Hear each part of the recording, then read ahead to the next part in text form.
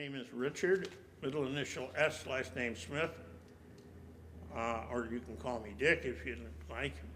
I'm 79 years old, be 80 in August. So as you know, we're here for the Korean War Veterans Memorial, and again, I'd just like to hear about why you feel it's important, or how you feel about participating in this project. Well, there's a number of reasons why I think it's important. Most particularly is basically a maintenance of history, which this country seems to be a little bit lax with.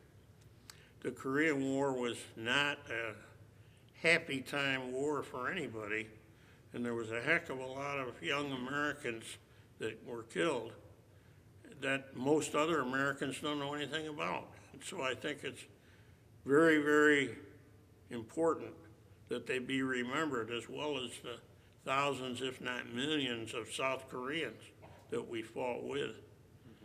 So I think it's important, not to me, but to the future. And if it's of any value, or somebody else can weigh the future and tell us whether it was worthwhile. I think it was. I had the opportunity to go back to Korea several years ago, and I've never seen such a vibrant place in the world, nor have I ever met people that were so thankful or polite in thanking the Americans for what they tried to do to help them. But other than that, we could go on and on. Yeah. What's your next question? I enlisted in the military in 1948. I was 17 years old. I graduated from high school. And at that time, right at the tail end of World War II, it was a situation that any of the young men were anxious to go into the service because they had heard so much about going into service. I decided to go into the Navy because I was technically inclined and thought that I could put my particular talents to use better with the Navy than with any of the other services. And I'm thoroughly convinced that that's what happened. And so where was your basic training? I had my basic training in,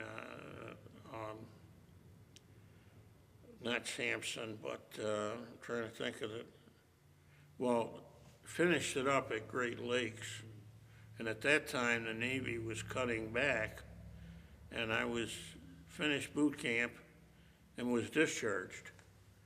And I was put into the active reserve, and when the North Koreans came across the border in '50, I was called back up again. And I went in, and I had gone to college in the meantime. So I had kind of a broken up college career, but I ended up getting 2 degrees, one in education, science degrees, and engineering. That's great. But when I went into the active services, I was on 3 different ships.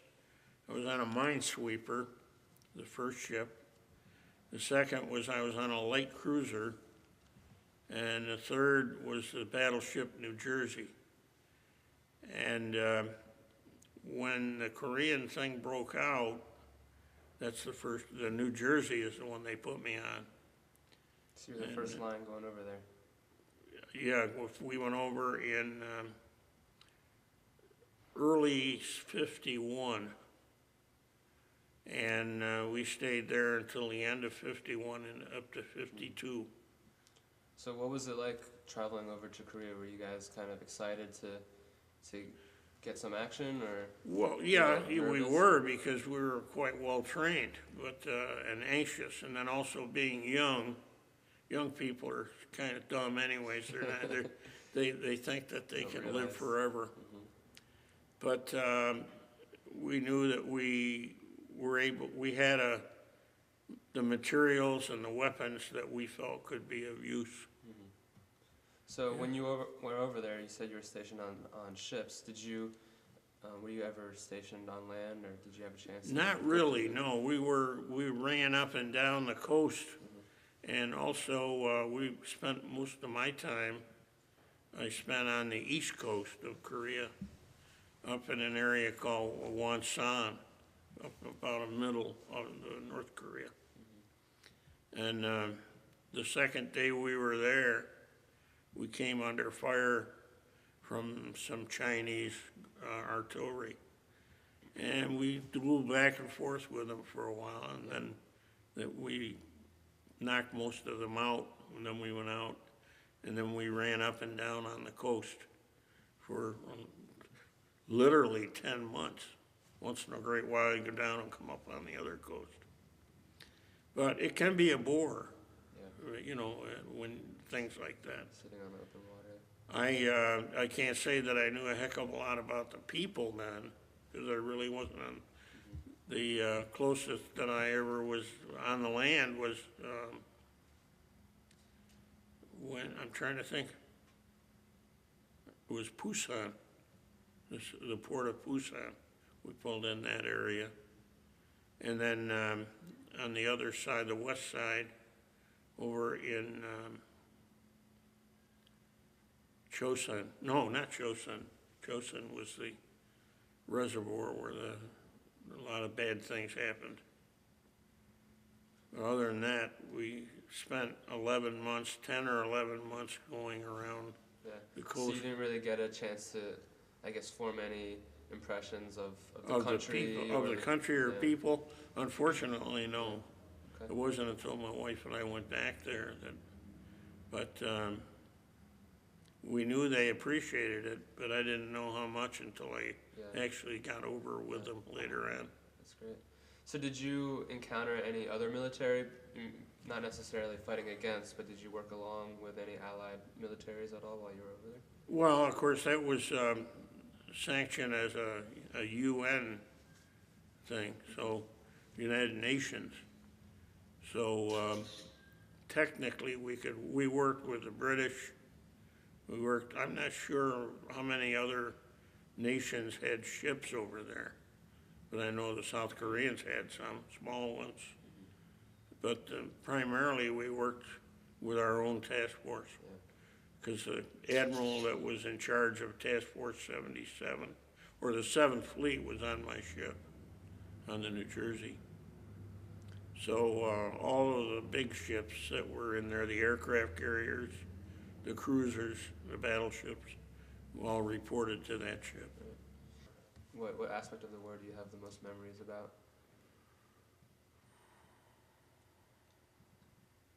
The most difficult part, maybe because I was a young man, I don't recall any difficult parts. There were several occasions that I got pretty scared, but I never called fear a difficulty.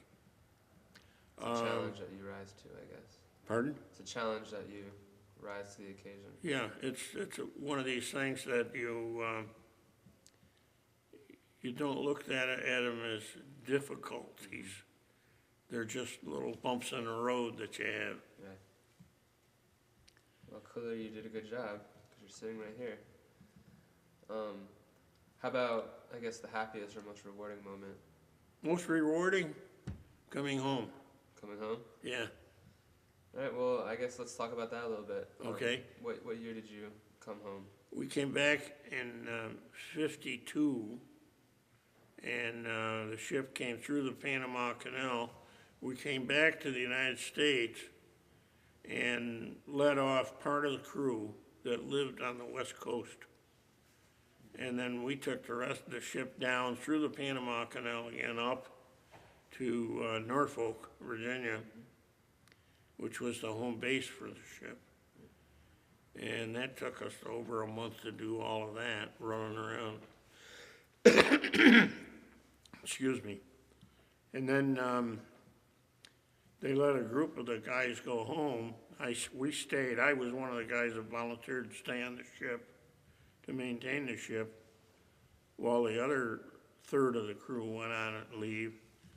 And I was also setting up my marriage, because I hadn't seen my girlfriend or my wife for 10 or 11 months, so I wanted to see her before.